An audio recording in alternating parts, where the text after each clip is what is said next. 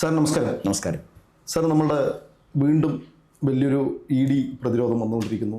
Exalogic CMRL case, അതായത് വീണ ഇനിയും കുടുങ്ങുന്നു. അല്ല, കേരളത്തിൻ്റെ രാഷ്ട്രീയ ചരിത്രത്തിൽ ആദ്യമായിട്ടാണ് കേരളത്തിൻ്റെ മറ്റു പല സംസ്ഥാനങ്ങളിൽ നടക്കുന്നുണ്ട് എൻഫോഴ്സ്മെൻറ്റ് ഡയറക്ടറേറ്റ് ഉദ്യോഗസ്ഥന്മാർ ഒരു മുഖ്യമന്ത്രിയുടെ വീട്ടിൽ കയറി പരിശോധന നടത്തുന്നത്. ഇവിടെ പ്രഥമ ഐക്യ കേരളം വന്നതിന് ശേഷം വന്ന EMS തൊട്ട് ഉമ്മൻചാണ്ടി വരെയുള്ള മുഖ്യമന്ത്രിമാർ നമ്മുടെ കേരളം ഭരിച്ചു. അവരുടെ ആരുടെയും വീട്ടിൽ ഒരു പോലീസുകാരനും പരിശോധനയ്ക്ക് ചെന്നിട്ടില്ല, ഒരു കള്ളപ്പണവും അന്വേഷിച്ച് ചെന്നിട്ടില്ല. അപ്പോൾ ഇവിടെ ആദ്യമായിട്ട്, ചരിത്രത്തിൽ ആദ്യമായിട്ടാണ് ഇവിടെ ED ഒരു ടീം അവിടെ അന്വേഷണത്തിനകത്ത് ചെന്നത്. ഇവിടെ പ്രശ്നം എന്താണെന്ന് വെച്ചാൽ, ഇവിടെ വീണയ്ക്കെതിരെ നേരത്തെ തന്നെ ആരോപണം വന്നിരുന്നതാണ്, പത്രമാധ്യമങ്ങളിലൊക്കെ ആരോപണം വന്നിരുന്നതാണ്. അന്ന് CPMൻ്റെ നിലപാടെന്തായിരുന്നു? ഇത് രണ്ട് കമ്പനികൾ തമ്മിലുള്ള ഇടപാടല്ലേ? അദാനിയുടെയും അംബാനിയുടെയും രണ്ട് കമ്പനികൾ തമ്മിലുള്ള ഇടപാടിൽ ഗവൺമെൻറ് എന്തിനാണ് ബിസിനസ്? അത് രണ്ട് മുതലാളിമാർ തീരുമാനിക്കുന്നതല്ലേ? ഇതായിരുന്നു അവരാദ്യം പറഞ്ഞത്. ഇത് പറയാൻ കൊള്ളാവുന്നതാണെന്നുള്ളതിന് പിന്നീട് നമുക്കെടുക്കാം. പിന്നെ രണ്ടാമത് ആരോപണം കൂടിയപ്പോൾ ഇവരെന്താ പറഞ്ഞത്? അതിന് GST അടച്ചിട്ടുണ്ടല്ലോ. കള്ളപ്പണത്തിന് GST അടച്ചാൽ അത് വൈറ്റ് മണി ആകും.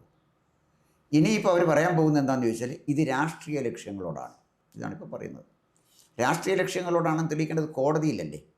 ജനകീയ കോടതിയിൽ ഇത് രാഷ്ട്രീയ ലക്ഷ്യങ്ങളോടെ നടന്ന ഒരു റെയ്ഡാണ് എന്ന് ബോധ്യപ്പെടുത്തണമെങ്കിൽ ജനങ്ങളുടെ മുന്നിൽ ഇത് വാദിച്ച് തെളിയിക്കാൻ പറ്റുന്ന നല്ല അഭിഭാഷകർ വേണം ജനകീയ കോടതിയിൽ. ഹൈക്കോടതിയിലോ സുപ്രീം കോടതിയിലോ ഏത് കോടതിയിൽ പോയാലും നല്ല അഭിഭാഷകർക്കല്ലേ നന്നായിട്ട് കേസ് വാദിക്കാൻ കഴിയും. ജനകീയ കോടതിയിൽ ഇത് കേസ് വാദിക്കാൻ കഴിയുന്ന ഏത് അഭിഭാഷകനാണ് CPMലുള്ളത്? ഗോവിന്ദൻ മാസ്റ്റർ കേസ് വാദിച്ചാൽ എങ്ങനെ ഇരിക്കും? ഗോവിന്ദൻ മാസ്റ്റർ കേസ് വാദിച്ചാൽ പണ്ട് ഒരു തമാശയായിട്ട് പറയും, ഒരു സിഖുകാരനെ വക്കീൽ, കാര്യമായ കേസൊന്നുമില്ല, കേസ് വാദിക്കാനായിട്ട് അറിയത്തുമില്ല, നിയമം പഠിച്ചെന്നല്ലാതെ വിവരവുമില്ല. അപ്പോൾ അയാളോട് ചെന്ന് അയാൾക്ക് അധികം കക്ഷികളില്ലാത്തതുകൊണ്ട് ഒരുത്തൻ ചെന്നൊരു പാവം പിടിച്ചൊരുത്തൻ ചെന്ന് പറഞ്ഞു, അവന് കൊലക്കേസിൽ അറിയാതെ വിട്ടുപോയി. അവൻ പറഞ്ഞു, സാറേ എനിക്ക് ഒരു കാരണവശാലും എനിക്ക് ജീവപര്യന്തം സാർ വാങ്ങിച്ചു തന്നാൽ മതി, തൂക്കുകയറാണ് പ്രശ്നം, സാർ ജീവപര്യന്തം എനിക്ക് വാങ്ങിച്ചു തന്നാൽ. തൂക്കുകയറെന്ന് അവൻ പറയുന്നില്ല, തൂക്കുകയറുണ്ടല്ലോ. അപ്പോൾ എനിക്ക് ജീവപര്യന്തം വാങ്ങിച്ചു തരണം, എങ്ങനെയെങ്കിലും രക്ഷപ്പെടുത്തണമെന്ന് പറഞ്ഞു. ഉടനെ ഇദ്ദേഹം പറഞ്ഞു, ശരി ഞാൻ കേസ് വാദിച്ചോളാം. എന്നാൽ കേസ് വാദിച്ചു. കേസ് വാദിച്ചപ്പോഴേ അവസാനം വിധി വന്നു, ഇവനെ വെറുതെ വിട്ടു. അപ്പം ഇയാൾ ഇവനോട് പറഞ്ഞു, എടാ നിനക്ക് ജീവപര്യന്തം വാങ്ങിച്ചു തരാൻ ഞാൻ പരമാവധി ശ്രമിച്ചു, ആ ജഡ്ജി എന്തൊരു പന്നൻ, അയാൾ നിന്നെ വെറുതെ വിട്ട് കളഞ്ഞല്ലോ എന്ന് പറഞ്ഞു. ഇതാണ് ഗോവിന്ദൻ മാസ്റ്റർ കേസിൻ്റെ വാദം. ഈ വാദമാണ് ജനങ്ങളുടെ മുന്നിൽ അദ്ദേഹം പറയാൻ പോകുന്നത്. ഈ വാദം കേട്ട ജനങ്ങളിത് വിശ്വസിക്കൂ. ഇന്ന് ഈ ദൃശ്യമാധ്യമങ്ങളും പത്രമാധ്യമങ്ങളും മാത്രമല്ലല്ലോ, സോഷ്യൽ മീഡിയയും ഫേസ്ബുക്ക്, ഇൻസ്റ്റാഗ്രാം, ഇതെല്ലാം ഇങ്ങനെ നിൽക്കുകയല്ലേ. ഇതിനിടയിൽ എങ്ങനെ പോയി വീണ ഇവർക്ക് ന്യായീകരിക്കാൻ കഴിയും? ഇത് രണ്ട് കമ്പനികൾ തമ്മിലുള്ള ഇടപാടാണ്. ഇത് GST അടച്ച വിഷയമാണ്. വളരെ വ്യക്തമല്ലേ? എക്സാലോജിക് എന്ന് പറഞ്ഞൊരു കമ്പനിയായിരുന്നു വീണയ്ക്കുണ്ടായിരുന്നു. ഇപ്പോൾ ലേറ്റസ്റ്റ് ആയിട്ട് അറിയുന്നത് ലേക്കർ ഇന്ത്യ എന്ന് പറഞ്ഞൊരു കമ്പനി ഉണ്ടെന്നാണ്. വിദേശത്ത് ഒരുപാട് ഫണ്ടുകൾ വിനിയോഗിച്ചിരിക്കുന്നു, കോടികളാണ് അതിനകത്ത് കിടക്കുന്നത്. 20 കോടി രൂപ ആണ് ഈ ട്രാൻസാക്ഷനാണ് പറയുന്നത്. 2 കോടിയുടെ കൃത്യമായി തെളിവ് കിട്ടി. 20 കോടിയെ സംബന്ധിച്ചിടത്തോളം ഉണ്ടെന്നാണ് പറയുന്നത്. അപ്പോൾ ഇതിൽ ഏറ്റവും വലിയൊരു വിഷയം എന്താ അറിയോ? ഈ ഓഗസ്റ്റ് 23-ാം തീയതി, അതായത് ഓണത്തിൻ്റെ ദിവസങ്ങളിൽ ഈ കോഴിക്കോട് EDക്കെതിരെ EDക്കെതിരെ CPM പ്രതിരോധിക്കാൻ ഇറങ്ങാൻ പോവുകയാണ്. ശരിക്കും അത് EDക്കെതിരെ CPM പ്രതിരോധിക്കാൻ, ഈ വിഷയത്തിൽ CPM ഇടപെടേണ്ട ആവശ്യമുണ്ടോ? അല്ല, അതാണൊരു പ്രശ്നം. ഇത് ആദ്യം തന്നെ ഇതാണ് കാര്യം. ഒന്ന്, തിരുവനന്തപുരത്ത് ഇരുന്ന് പാർട്ടി ഓഫീസ്, സംസ്ഥാന കമ്മിറ്റി ഓഫീസിലിരിക്കുന്നത് MV ഗോവിന്ദനാണ്, ഡൽഹിയിലിരിക്കുന്നത് MV ബേബിയാണ്. രണ്ടുപേരും IQയിൽ ഒരുപോലുള്ള ആളുകളാണ്. രണ്ടുപേർക്കും ജനകീയ അംഗീകാരവും വലിയ വ്യത്യാസമില്ലാതൊക്കെ നിൽക്കുകയാണ്. മറ്റേ അദ്ദേഹം ബുദ്ധിരാക്ഷസനാണ്, ബുദ്ധിജീവിയാന്നൊക്കെ പറയുന്നുണ്ടെന്നുണ്ടെങ്കിലും അത് തെളിയിക്കൂടെ ചെയ്യേണ്ട കാര്യമില്ല. ജനങ്ങൾക്ക് തോന്നണ്ടേ ബുദ്ധിജീവിയാ രാക്ഷസനാന്നൊക്കെ ഉള്ളത്. രാക്ഷസനാന്ന് തോന്നും, ബുദ്ധിജീവിയാന്നൊക്കെ തോന്നുന്നുണ്ട്. അപ്പോൾ ഇവിടെ പ്രശ്നം എന്താണെന്ന് വെച്ചാൽ, ഇവർ സ്വയം കൃതാനർത്ഥത്തിലേക്ക് പോവുകയാണ്. ഈ കേസിൽ ഇവർ EDക്കെതിരെ പ്രതിരോധം തീർക്കുകയും ഈ കേസ് കോടതിയിൽ പോയി വീണയെ ശിക്ഷിക്കുകയും ചെയ്താൽ ഇവർ കോടതിക്കെതിരായിട്ട് പോകും. പണ്ട് ജസ്റ്റിസ് ബാലിയെ DYFIക്കാർ പ്രതീകാത്മകമായിട്ട് നാട് കടത്തി. എന്തിനെന്നറിയാം? SNC ലാവലിൻ കേസുമായിട്ട് ബന്ധപ്പെട്ട് വിധി പറഞ്ഞതിന് അദ്ദേഹത്തിനെ പ്രതീകാത്മകമായി നാട് കടത്തി. വേറെ ഒരു ജഡ്ജിയെ ഒരു പ്രമുഖനായ നേതാവ് ശുംഭൻ എന്ന് വിളിച്ചു. ഇതാണ് കോടതിയോടുള്ള അവരുടെ സമീപനം. അവർ പറയുന്നത് ബൂർഷ്വാ കോടതിയാണെന്നാണല്ലോ. അപ്പോൾ പക്ഷേ ഇന്ത്യയിലെ ജനാധിപത്യം നിൽക്കുന്ന ബൂർഷ്വാ കോടതിയാണ്. കോടതി ബൂർഷ്വായാലും ജനകീയമായാലും എന്തോ കോടതിയായാലും ശരി. അപ്പോൾ ഇവർ ഈ സമരം ഏറ്റെടുക്കുന്നതിനകത്ത് ഒരു കുഴപ്പമില്ല.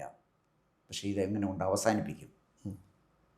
വീണയെ ശിക്ഷിച്ചാൽ എങ്ങനെ കൊണ്ട് അവസാനിപ്പിക്കും? ഇത് ചരിത്രത്തിൽ അദ്ദേഹം രതീഷിനറിയാം, ചരിത്രത്തിൽ വളരെ വളരെ അപൂർവമായിട്ട് ED പത്രക്കുറിപ്പുകൾ ഇറക്കാറുള്ളൂ. ഇത് കൃത്യമായിട്ട് പത്രക്കുറിപ്പ് ഇറക്കിയാണ് പറഞ്ഞിരിക്കുന്നത്. ഈ പത്രക്കുറിപ്പിൻ്റെ അടിസ്ഥാനത്തിൽ വീണ വിജയന് മാനനഷ്ട കേസ് കൊടുക്കാനുള്ള എല്ലാ സാധ്യതകളും ഉണ്ട്. അതല്ലേ അവർ ചെയ്യേണ്ടത്? അതിന് പകരം ഈ പാവം പിടിച്ച ആളുകളെ പിടിച്ച് ഇപ്പം എന്തിനാണ് ഉദ്ദേശിക്കുന്നത്? കൂത്തുപറമ്പിലുണ്ടായ പോലെ രക്തസാക്ഷിയെ ഉണ്ടാക്കാൻ. ഈ മണ്ടന്മാരാരേലും പോയി രക്തസാക്ഷി ആവുമെന്ന് എനിക്ക് അറിഞ്ഞുകൂടാ. കൂത്തുപറമ്പിൽ 5 രക്തസാക്ഷി ഉണ്ടായി. അതെ. ഈ കഴിഞ്ഞ പ്രാവശ്യം 26 തെരഞ്ഞെടുപ്പിൽ കൂത്തുപറമ്പിൽ RJDയുടെ സ്ഥാനാർത്ഥി ജയിച്ചു വന്നത് വെറും 1200 വോട്ടിൻ്റെ ഭൂരിപക്ഷത്തിലാണ്. അത് മുസ്ലിം ലീഗിൻ്റെ സ്ഥാനാർത്ഥി ജയന്തി രാജനോട് നേരിട്ട്. അപ്പോൾ പാർട്ടിയുടെ എല്ലാം മണ്ണൊലിച്ച് പോയി കഴിഞ്ഞിരിക്കുന്നു. ഗോവിന്ദ മാഷയുടെ ഭാര്യ ശ്യാമള 8 നിലയിൽ പൊട്ടിയില്ലേ? TI മധുസൂദനൻ അദ്ദേഹം തോറ്റില്ലേ? H സലാമിനെ ഇപ്പോൾ ജയിപ്പിച്ചെടുക്കൊണ്ട് പോയല്ലേ? തോറ്റില്ലേ? അതെ. അപ്പോൾ ജനത്തിൻ്റെ വികാരം എന്തെന്ന് വളരെ ക്ലിയറാണ്. ഇതറിയാതെ ഈ അഴിമതി ആരോപണ വിധേയയായ മുഖ്യമന്ത്രിയുടെ മകളെ സംരക്ഷിക്കാൻ ഇവരിറങ്ങുകയാണെങ്കിൽ ഇത് വളരെയധികം പരിപൂർണമായൊരു തകർച്ചയിലെ CPM എത്തിച്ചേരൂ എന്നാണ് എൻ്റെ വിശ്വാസം. ഈ കഴിഞ്ഞ തെരഞ്ഞെടുപ്പ് ചെലവിലേക്ക് ഈ എക്സാലോജിക് എന്നാണ് ഏറ്റവും കൂടുതൽ ഫണ്ട് ഇറക്കിയിരിക്കുന്നത്. ആ ഫണ്ട് ഇറക്കിയിരിക്കുന്നത് ഇപ്പോൾ PM മുഹമ്മദ് റിയാസ്, അതായത് അവരുടെ മരുമകനായിട്ട് അദ്ദേഹത്തിൻ്റെ ചെലവിലേക്ക് ഒരുപാട് കോടികളാണ് ഈ പൈസ ഇറക്കിയിരിക്കുന്നത്. അതിനെക്കുറിച്ചുള്ള അന്വേഷണം കൂടി ED പോകണം എന്നാണ് പറയുന്നത്. അപ്പോൾ ഞാനിത് ചോദിക്കുമെന്ന കാര്യം ഇതാണ് അങ്ങോട്ട്. ഈ സത്യം പറഞ്ഞു കഴിഞ്ഞാൽ വീണയും മുഹമ്മദ് റിയാസും പിണറായിയും കുടുങ്ങുമോ അതോ ED കിടുങ്ങുമോ? ED കിടുങ്ങാനുള്ള സാധ്യതയില്ല. കാരണം എന്താണെന്ന് വെച്ചാൽ ED പത്രക്കുറിപ്പ് ഇറക്കിയപ്പോൾ തന്നെ അവരതിൻ്റെ റെസ്പോൺസിബിലിറ്റി ഏറ്റെടുത്തല്ലോ. അപ്പോൾ അതിനകത്ത് ED മാനനഷ്ടത്തിന് കേസ് കൊടുത്താൽ അത് ആകപ്പാടെ കൊഴിയും. പക്ഷേ EDക്ക് പൂട്ടാനൊക്കും ബോധ്യമുള്ളതുകൊണ്ടാണല്ലോ അവരിറങ്ങിയത്. പിന്നെ ഇപ്പോൾ മുഹമ്മദ് റിയാസിൻ്റെ കാര്യം പറഞ്ഞു.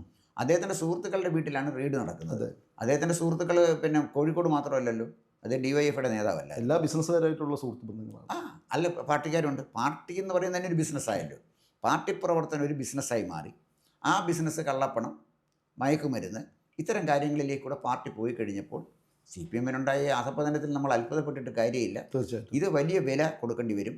ഈ വിഡ്ഢിത്തത്തിന് എത്ര പേര് ഇറങ്ങിയാലും ശരി, ആരെങ്കിലും രക്തസാക്ഷിയായാലും അവൻ്റെ കുടുംബത്തിന് ഇടപാട് തീർന്നു എന്നുള്ളതല്ലാതെ EDയെ തടയാൻ പോയവനൊക്കെ ജയിലിൽ കിടക്കല്ലേ, ഇതുവരെ വന്നില്ലല്ലോ, എല്ലാം ഇറങ്ങി വരണ്ടേ? അപ്പം ഇതാണ് കേരളത്തിലെ ഒരു സ്ഥിതി. ഒരു ക്രിയേറ്റീവായിട്ടുള്ള ഒരു ക്രിയാത്മകമായ പ്രതിപക്ഷമായിട്ട് CPM നിൽക്കുന്നതിന് പകരം അഴിമതി ആരോപണ വിധേയനായ പിണറായി വിജയനെയും അദ്ദേഹത്തിൻ്റെ ആരോപണ വിധേയരായ കുടുംബാംഗങ്ങളെയും സംരക്ഷിക്കാൻ പാർട്ടി സംവിധാനത്തെ ഉപയോഗപ്പെടുത്തുകയല്ല, ദുരുപയോഗപ്പെടുത്തിയാൽ ഇത് അപകടത്തിലേക്ക് ചെല്ലും. പാർട്ടിയുടെ പതനത്തിൻ്റെ പൂർത്തീകരണമായിരിക്കും ഈ സമരത്തിൻ്റെ അവസാനം എത്തിച്ചേരുന്നത്. എന്തായാലും സാർ, ഇത് കുറേ കാലങ്ങളായി കേട്ടുകൊണ്ടിരിക്കുന്നു. കുറച്ച് മാസങ്ങളായി ഇതിൻ്റെ പിന്നിലാണ്. വീണ കുടുങ്ങും കിടുങ്ങും എന്ന് പറഞ്ഞുകൊണ്ട് നടന്നുകൊണ്ടിരിക്കുന്നു. ഇതിലെങ്കിലും ഒരു തീരുമാനം ഉണ്ടാകാൻ പറ്റുമോ എന്താണെന്നുള്ളത് നമുക്കറിയില്ല. ഇന്നലത്തെ പത്രസമ്മേളനത്തിൽ മുഹമ്മദ് റിയാസ് പറഞ്ഞിരിക്കുന്നത് തെറ്റ് ചെയ്തിട്ടുണ്ടെങ്കിലേ ഞങ്ങൾ പേടിക്കേണ്ട ആവശ്യമുള്ളൂ, തെറ്റ് ചെയ്തിട്ടില്ലെങ്കിൽ ഞങ്ങൾ പേടിക്കേണ്ട ആവശ്യമില്ല എന്നാണ് പറഞ്ഞിരിക്കുന്നത്. അപ്പോൾ എന്തായാലും തെറ്റ് ചെയ്തിട്ടുണ്ടോ ഇല്ലേ, ഇനി അവർ പേടിയിലാണോ അല്ലേ എന്നുള്ളതൊന്നും നമുക്കിപ്പോൾ അറിയാൻ പറ്റുന്നില്ല. അവരുടെ മുഖത്ത് നോക്കി നമുക്ക് എഴുതിയെടുക്കാനും പറ്റില്ല.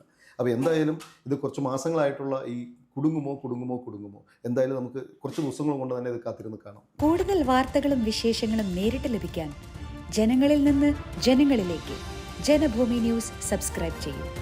ബെൽ ബട്ടൺ അമർത്താനും മറക്കരുത്.